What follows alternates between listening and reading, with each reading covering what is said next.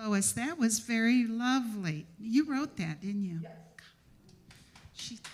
You're good. Now, we would like to welcome Reverend Stephen.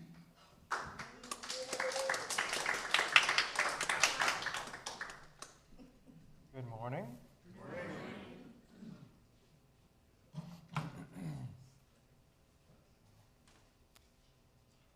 I don't know who came up with the graphic, but that was great. Nice job, Jody, if that was you. Yeah. So I'm going to talk about letting go today.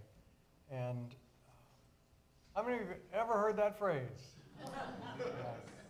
How many of you have ever been told, you just need to let it go? How did you like hearing that? Has that ever really helped you? My mother always used to say when I was going somewhere as a teenager, driving, be careful. Like, oh, I forgot. I wasn't going to do that until you mentioned it. Usually if it reaches the point where somebody tells me I need to let go, I already know that. It's that I'm having a hard time doing it, not that I don't know. So I want to mention a couple of things. When you're around spiritual communities for a long time, we hear things over and over and over again. And some of the things we hear so often, we just think, oh yeah, we're supposed to do that. Oh yeah, we're not supposed to do that. Oh yeah, it's like this. And we stop actually thinking about what they mean. So we're supposed to let go. Well, what does that mean? Well, the opposite of that means holding on, right? So it means we're not supposed to hold on. Is that true? Is holding on not a good thing? If I had a brand new baby and I placed it in your arms, I hope you're going to hold on. If you're driving next to me on the road, I hope you're holding on to the steering wheel. Holding on is a good thing. We're designed to hold on. There's a tradition in many spiritual groups, that attachments are a bad thing. This came out of what I consider to be a misunderstanding of Eastern teachings, but it came out of Eastern teachings, something called detachment. And the idea is that attachments make us suffer. And since suffering is not a good thing, we should not be attached. So detachment is the preferred way to live. So if detachment is a preferred way to live, how most people try to deal with that is to not form attachments or to relinquish the attachments they have already formed to things. And then if they're successful, they end up being detached, which means they're not connected anymore. Because you can't be connected and unattached. These lights are connected to electricity. They're attached to it. If they were unattached to it, they wouldn't light. So we have to look at the reality of things, not just the slogans of things. And if we take a slogan and go, this is right, and everything that isn't this means I shouldn't do it, we're probably missing the boat. So we need to pay attention to things. The other thing is, if we say that we really believe in God and we really trust in God, and that God knows what's best for us and wants what's best for us, then we should trust how things have been designed. And don't you naturally form attachments? Of course you do. You form attachments to your new puppy, to your new kitten, to your friends, to your children, to this church, to people you care about. You form attachments to them. Saying you care about somebody is another way of saying, I have an attachment to them. I care about them. They mean something to me. What happens to them matters to me. I'm not indifferent to them.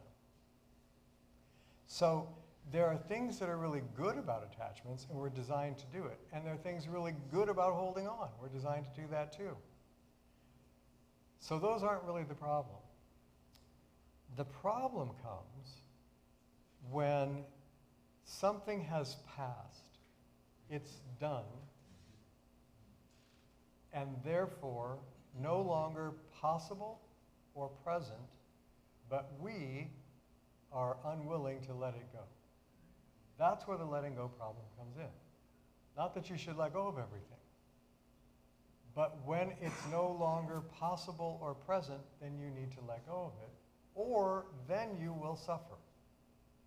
I remember very clearly my dad, who was an officer in the U.S. Air Force, actually it was the Army Air Corps in World War II. He was a pilot. He was a very independent guy. He was an engineer, a very strong guy, very independent guy. And he reached that ripe old age where he shouldn't be driving anymore. He didn't mind slowing down. He didn't mind needing help with things every now and then. But driving, by God, was something he'd done since he drove a tractor when he was 12, and nobody was going to tell him he wasn't going to drive anymore. You get the picture? Some of us may find ourselves in that position one day. Yeah, and so I had the talk, you know. He had a talk with me about the sex thing when I was a kid. I had a talk with him about the driving thing when he's an old man. So we kind of shared tables, you know. You can't do it anymore, Dad. It's not safe. And he got to the point where he accepted that, but that was hard for him to let go of because it was part of his independence. It was a hard thing. So letting go becomes important when we have to do it because we physically can't do those things. I remember really well back in Michael and I were talking about bands a minute ago. I remember when I played in bands a lot when I was a young man. And I remember 2, 3 in the morning after we get done with a club gig. You don't really have clubs much anymore, but they had nightclubs back then, and they would go till 2 or 2:30 in the morning. And so we'd be done about 3, and we'd go out to eat about 3, and have a big pizza with jalapenos, and you know, and I'd go home and sleep just fine. I eat after 10 o'clock. I'm awake at midnight going, oh God, that was not a good idea. You know? So things are different than they used to be. I cannot accept that and suffer a lot, or I can accept it and suffer much less. So letting go becomes important at those times. And in unity, I don't know if you've ever thought about this way. I know you've heard about affirmative prayer here a lot. For decades, for those of you who've been around long enough, you hear about affirmative prayer all the time. So, in a real simple sense, do you know what affirmative prayer is? It's holding on. It's holding on to what's true in the face of what isn't that you believe. Affirmative prayer is not trying to convince ourselves of something that isn't true. It is letting go of the belief in something false by holding on to what is real. That's what the basis of affirmative prayer actually is. It's not creating something or convincing yourself of something that isn't. It is holding on to the reality in the face of illusion. It has convinced you the illusion is true. So holding on is a good thing. So here's the crux of things and where it really bothers us. I'm going to give you a quick example here. So think about, just for a moment, imagine. Create an image with your mind. Imagine a bright red, juicy apple. Can you do that fairly well? Okay. Now stop thinking about that and think about a big gray elephant. You can do that, right? Now think about a cute little puppy. You can do that, right? Okay. Now think about a time that you were really terrified. Really scared about a medical procedure or diagnosis, about something that was happening in the world, really scared. And remember what that felt like. Now let go of that and just be happy. Which one was easier to let go of, the red apple or the fear of terror? Feelings are harder to let go of than images. It is part of how we're wired. We can change images faster than we change feelings. Most of the things that trip us up in life are feeling-oriented, not idea-oriented. And most of our spiritual teachings are about ideas, not feelings. We don't mostly have problems with our ideas. We have problems with our feelings. So I want to share a little bit about that. And I want to tell you a story before I do. Some of you have heard this story before, but probably a lot of you haven't. When I was young, I don't remember how young, but I was young, like early elementary school. I was in school, I remember that. So I don't know, 6, 7, I was young. And my parents were having a big adult party. I was an only child, so when they had big adult parties, I was usually in the living room, which was in the opposite end of the house, and I would watch TV or read comic books or whatever I did. And they would have a big party in the back part of the house and stuff. So they were doing that, and it was a family party. I mean, it was relatives, but there weren't any other kids there. So I was the only kid, and I was in the living room. And we had just gotten a big, nice stereo. So I put on a favorite record of mine, some rock record, and I was dancing around and singing at the top of my voice in the living room. And I'm just having a grand old time. And there's a hallway that goes from the living room to the back part of the house. And there's a bathroom in between. My grandfather had left the back celebration part of the house to use the bathroom and came by the living room where I was and saw me dancing and singing away and stood in the doorway. I didn't see him. Thought I was really cute and went to get everybody else. And so at one point I turn around in the midst of my little reverie and there's like 20 adults all laughing at me because I was adorable. Did I think that's why they were laughing at me? No. I was mortified. For over 25 years, I never sang or danced in front of anybody ever again. Over 25 years. I didn't think I could sing and I didn't think I could dance, and I sang so badly and looked so stupid when I was dancing that I was never going to let anybody see me do that again. Yeah. Didn't change till after college. And similar experience, but opposite result. I was camping at a lake with some friends of mine, and I had my guitar. I played in bands, by the way, but I wouldn't sing. I would just play. And so I was playing my acoustic guitar by the lake, and it was like midnight, and the campground was farther back in the woods. And I was just singing to God by the side of the lake. And I looked around, and some friends of mine had come up behind me and were listening to me sing. So it was a similar experience. And instead of them laughing, and instead of me tripping into my reaction from the childhood experience, before any of that could happen, one of them said, "Wow, man, you have a great voice." I was like, "What?" They're like, "Oh, man, I love your voice. Why don't you sing more?" And then this other person said, "Yeah, and that song you wrote's great. Did you write that?" I was like, "Yeah." "Oh, it's a great song." First experience I ever had was somebody thinking I could play and sing. Changed my entire life. My entire life. My grandfather doesn't know the story I just told you. If he had ever heard that before he died, he would have been heartbroken. He was a musician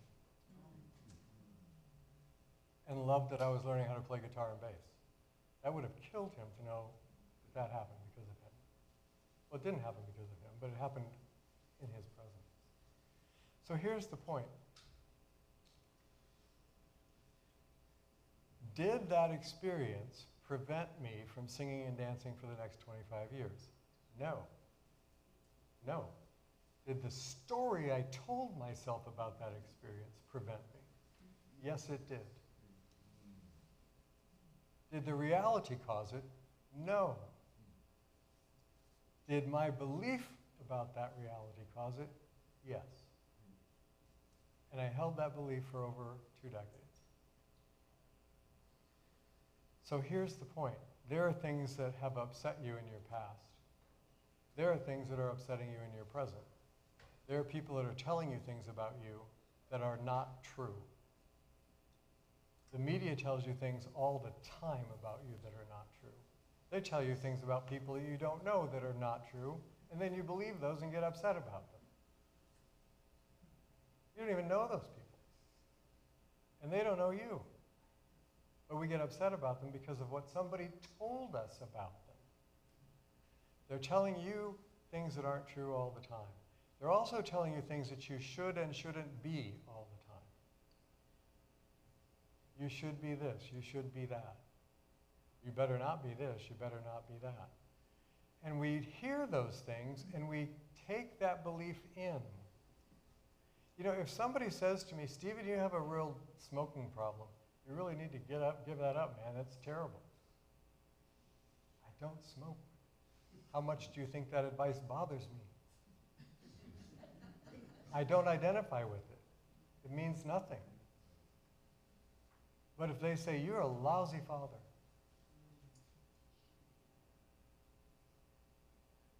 and you've never been a good one, would that bother me? Yeah. What if I believed that? What if I believed that, like I believed the dancing incident? How would that change how I felt about myself? Now we're back to feelings again. And here's the key to this that I didn't understand for years and years and years. See if any of these things sound similar to you. The grandfather thing was just one incident, but we have lots of incidents in our lives. Have you walked away from any of them feeling like you're not good enough? Like you're not as good as somebody else? Like you're not what you're supposed to be? Like you're not acceptable if you're not what you're supposed to be? Like no matter how hard you try, you're going to fail because you're too stupid to get it right? Like that you will always be sad? Like you'll always be poor? Like you'll never have what you need? Like nobody cares about you? Those are some of the things that I hear a lot. As a minister over 50 years, I have heard that a lot. Do you know a phrase that I've heard probably as much as any other in any counseling work I've done in 50 years? I didn't feel worthy. You ever heard that phrase? Those are feelings again. We have trouble with those feelings. Here's the key, at least for me it has been. There's something that precedes the feelings, because emotions, almost all of them, almost all the time, are reactionary. What came first was an image, and that image arose out of a belief. So when I would start to think about singing in the band, I would have an image of that incident with my grandpa. As soon as I saw that image and felt that way about myself, I would have a feeling that responded to it, which was awful. And I didn't want to have that feeling, so I didn't sing. What if, when I started to sing and that image came up, I said, oh, that's a false image. And I saw myself differently. Seeing yourself differently, if you really do, changes everything. If you try to work on the feeling, you're working on the secondary response. If I get sad about I can't sing and play, if I get upset about that and I go, okay, I don't want to feel sad, so I'm going to distract myself from feeling sad. I'm going to go out and play a game with my friends. I'm going to go out and play with my dog. And I try to distract myself from what I'm feeling. It works, usually, sometimes, occasionally. It has at least once or twice.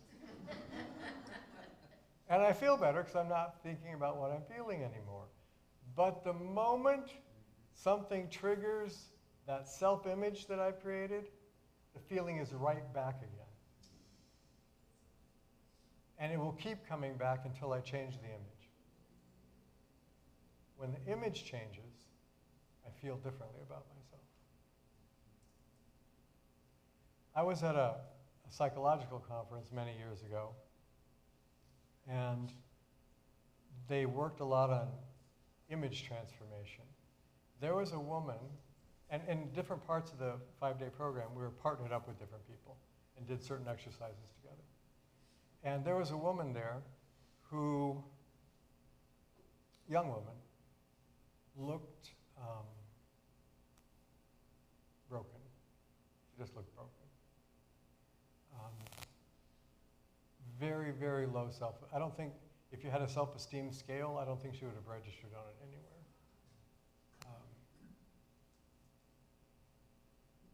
Just looked hopeless and, frankly, kind of unattractive. I partnered with her in the first part of the 5 days for a couple of things. It was a fairly large group. And then the last 2 days, I didn't really see her or interact with her. And she was doing other work with other people. she went through a transformation as a result of this program. And on the last day, we all came out and had to present something to the whole group. And I'm sitting there in the audience, and this person comes out on stage, and she is radiant, and she just looks beautiful. And I'm thinking, my God, who is that? I haven't seen her all week. It was her. She looked, sounded, talked, and carried herself completely differently. Do you know why? Because she saw herself differently. And then felt differently about herself, and then behaved differently. So, if we can change what we believe about ourselves, it will change how we see ourselves, which will change how we feel about ourselves. Does that all kind of go together? It does for me. And so, again, the affirmative prayer idea is that all the things, the nice things about ourselves that we wish were true, and the bad things about ourselves that we wish weren't true, you know the ironic part? This is a broad generalization, I understand that. But the ironic part is, most of the good things we wish were true already are. And most of the bad things we think are so terrible aren't. They're mostly really not. So, here's a couple of ideas. When you're caught up in all of these experiences that make you feel bad about yourself. By the way, let's just take a step back for a second. Let's suppose that every Sunday that you came here, everybody you met, including whoever stood up here, made you feel terrible about yourself. How many times would you come back? Except for the sadist among you who thinks this is great. Not often, right? Why do you come here? I know you learn the truth. Yeah. Yeah, I come here because they have all these wonderful 5 principles. Yeah. Could you even quote the 5 principles right off the top of your head if I asked you to? Probably not unless you've taught here before. Why do you come here? Because you feel good about yourself, don't you? Because you feel like somebody cares about you? Yeah. Do you think Jesus got famous because he had a philosophy nobody had ever thought of before in the history of the world? Nope. You think he said anything different than Moses said? Before you say yes, go back and read for a while. See if you can find anything he said that Moses didn't say. Nope. Not why he was famous. Do you think he was famous because he healed people? Yeah. Do you think he was famous because of the miracles he supposedly did? Yeah. What if he didn't do a miracle for you? What if he didn't heal you? Because most people he didn't heal. Most people he didn't do miracles for. And yet people thronged to be with him. How come? Because they felt loved when they were with him. That's how come. Same reason you come here. Hey, Sam.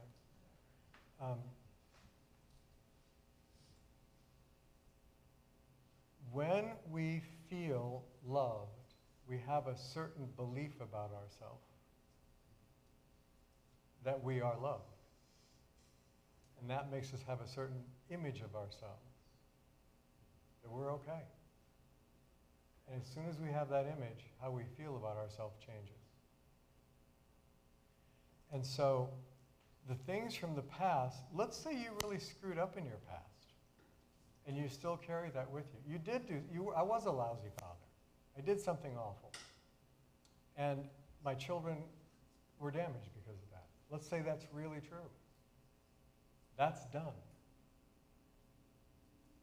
So am I going to continue to torture myself with that? How does torturing myself with that help my child? It does not. How does torturing myself with that help my wife? It does not. How does it help you? It does not. How does it help me have the courage to go out and do better? It does not. So torturing yourself over past mistakes is self-pity. And do you know who that helps? Nobody. What it does is give you a convenient excuse to stop trying. Give up the excuse. Get out and do it again. And you'll feel differently about yourself. So, I told you the story about my grandpa. And as I said, the problem with that was a story I created. So here's some ways to get out from under the not letting go of what causes you suffering. One of the ways to get out from under that is stop believing the stories you tell yourself. Lots of them aren't true. And you will hold on to them tenaciously and keep torturing yourself with them.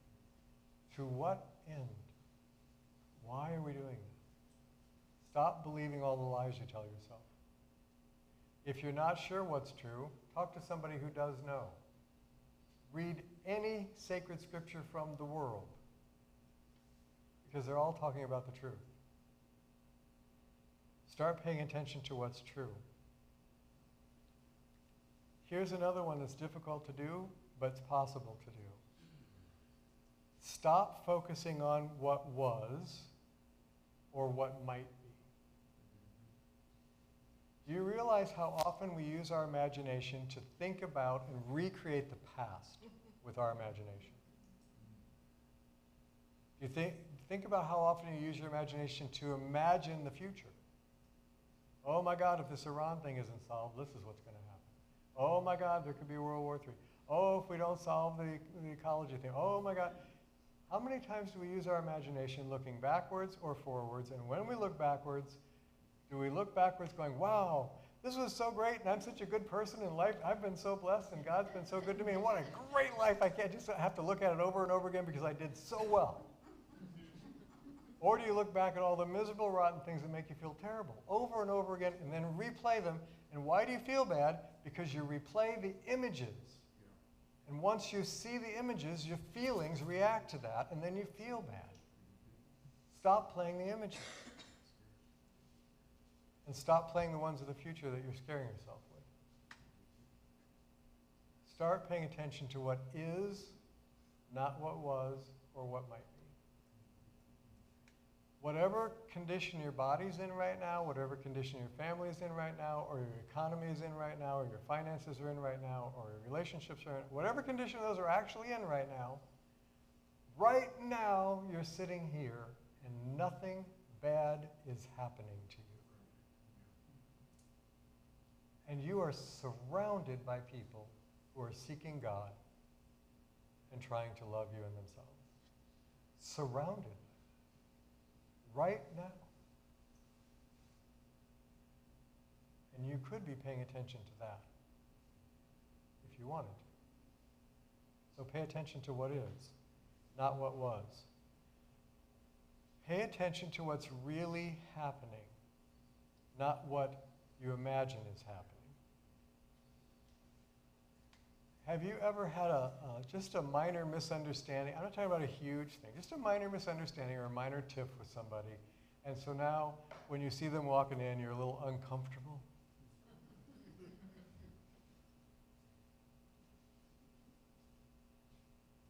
I have had people that I'm just telling you the truth here. I have had people in other organizations that I was part of that I had some little something with that didn't go well.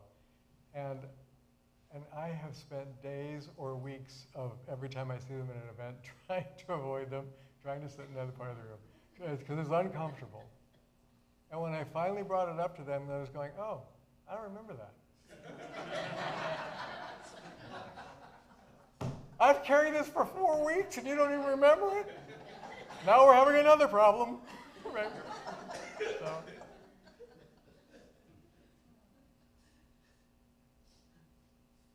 We put ourselves through a lot.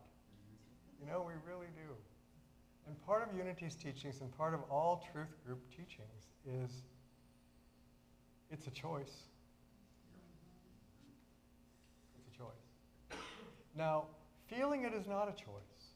If somebody says something that hurts your feelings, if you create an image within yourself that's upsetting, you're going to feel something in response to that. The feeling is not a choice. But the images and beliefs you hold, those are choices. Those are choices. Those will change how your emotions react to them. So, if you brought a dog in this room right now, any dog, any size, pleasant, unpleasant, any dog, you know what I'm going to pay attention to immediately, and not you, the dog. I'm going to forget you for a second because I'm a dog guy. And I'm going to look at the dog. Hey, hi, and I'm going to go say, and I'm going to want to say hi to the dog. Just like time out, I got to talk to the dog. I asked my wife. I've had conversations with family members and neighbors where I stopped the conversation, went, oh, look, a dog. And I went over to see the dog. Because that's my emotional reaction to dogs. So when that image is present, I react to it. If we get that we react emotionally to images we hold, then pay attention to the images you hold. Also pay attention to the images you allow to come into your brain. Pay attention to what you watch. Pay attention to what you listen to. Pay attention to who you hang out with. Because all that creates images and beliefs in you. And some of that's really healthy and some of it's really not healthy, so pay attention.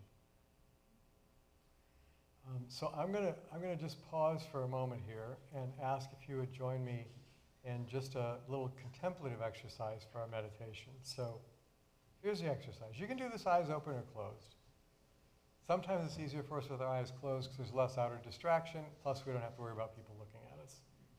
So if you're more comfortable, you can have your eyes closed. So I'm going to tell you something that's true. No matter how you feel, this is what's real. You are a living, individualized, and completely unique expression of the God from whom you've come. There isn't another one of you. And you were made exactly as you were supposed to be. Whether you feel that or not does not change the reality. At your core, despite how you might behave or speak or feel, at your core is the same thing that is at the core of God, and that is love. And in the deepest part of you, your will is the same as God's will. It is to experience and to express and to do your best to make sure love is manifest.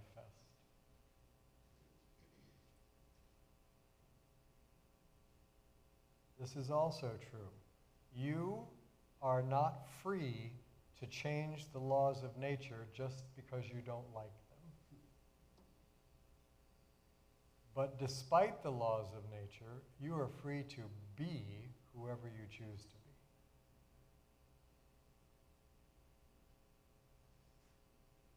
be. You were made in the divine image, and no matter what you feel, no matter what you want, you cannot unmake that. You are the image of God. Forever. Whether you will act like that and become the likeness of God is your choice. The truth is you were not made in the image and likeness. You were made in the image. And you have the power to become the likeness or not. So right now, I'd like you to just consider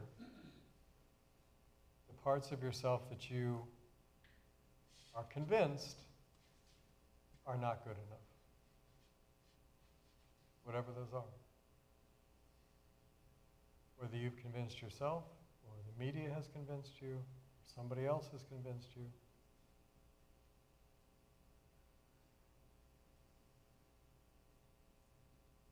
parts of you that hurt you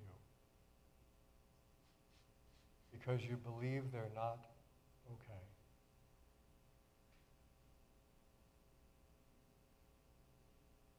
And notice when those things arise that some of them may be behaviors that you actually need to change to align your behavior with who you really are. So don't use this as an excuse to not improve bad behavior. But if it's qualities about you that you've become convinced are not good enough, all of that is untrue. That which is deepest in you is best in you. And it is permanently there. Whether you act in harmony with it or act against it, it is still there.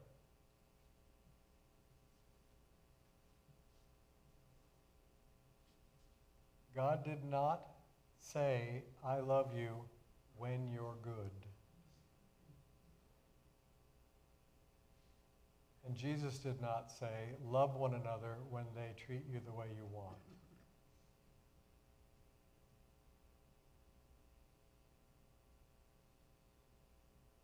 The acceptance that we're looking for from each other is the acceptance we wish we could give ourselves. So this moment, give yourself that gift.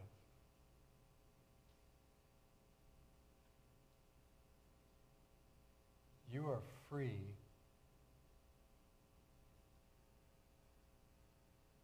to be that which is deepest and best in you.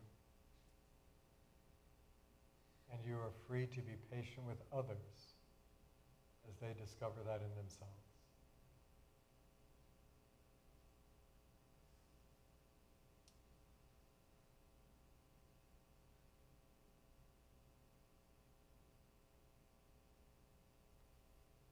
What my grandfather wanted was to share how proud he was of me and how adorable I was in giving free expression through the music of song and dance. That's what he wanted. I took something completely different from that. What God wants is to share the incredible joy and love he sees in you when you give free expression to the song and dance in you. Don't let anyone else tell you a different story.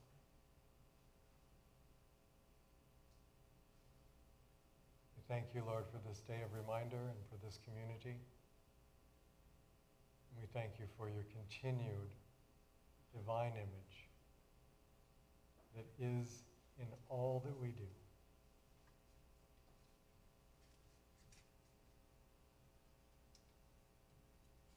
May we see you when we see one another. Amen. Thank you all.